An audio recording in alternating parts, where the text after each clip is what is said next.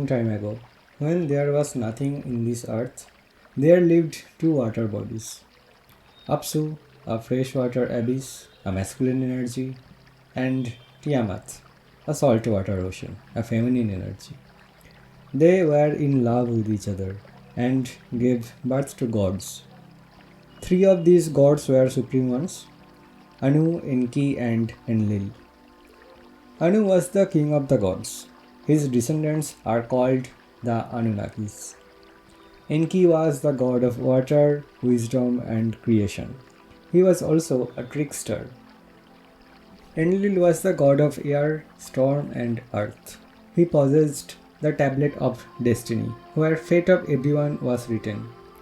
The gods were young and chaotic. Their loud noise did not let Apsu sleep in peace and made him angry.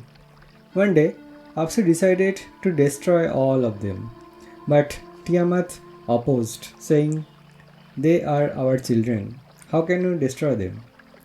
But Apsu was fixated on his decision. The intelligent Enki came to know about his ill intention and casted a spell on Apsu. Apsu fell asleep, and Enki killed him in his sleep.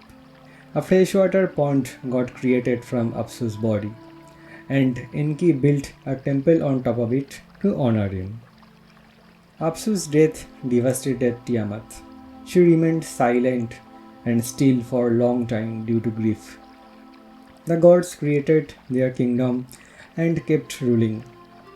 There was Nanna, the moon god, Utu, the sun god, Inanna, goddess of love, war, sex, beauty, and politics.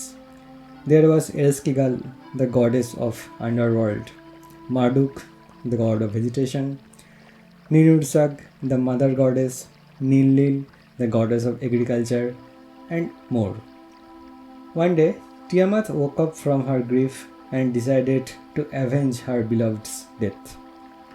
She created 11 powerful monsters to destroy the gods. All the gods were frightened. No one had the courage to face Tiamat's wrath. Then Marduk came forward. He was son of Enki, but Marduk did not volunteer out of kindness. He had a price. Marduk said, "I can defeat Tiamat and her beasts, but if I do this, you all will accept me as the king of gods. Over everything, my words are to be treated as the law forever." The gods looked at each other. This young god was asking them to surrender their power permanently. But they had no choice. One by one, they all agreed.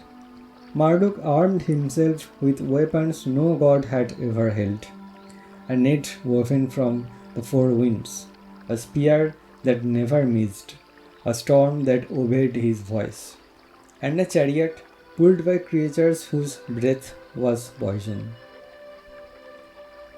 One by one, he killed all the monsters and then stood face to face with Tiamat. Tiamat opened her enormous mouth to swallow him whole. Marduk raised his spear and drove it straight through her body. Tiamat died. But Marduk did not stop there.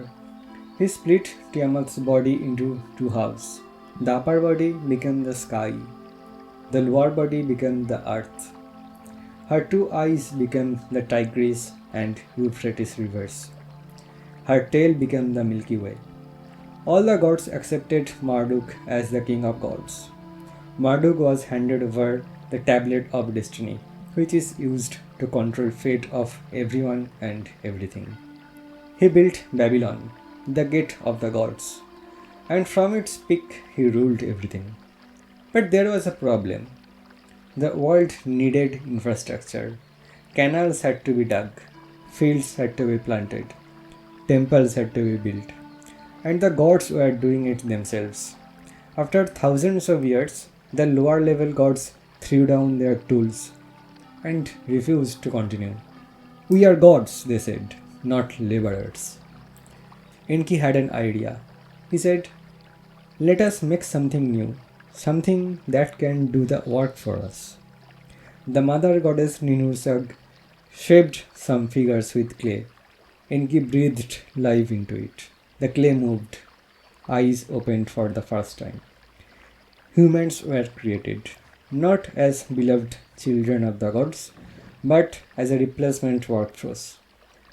They dug the canals, built the temples, planted the grain. The gods could finally rest.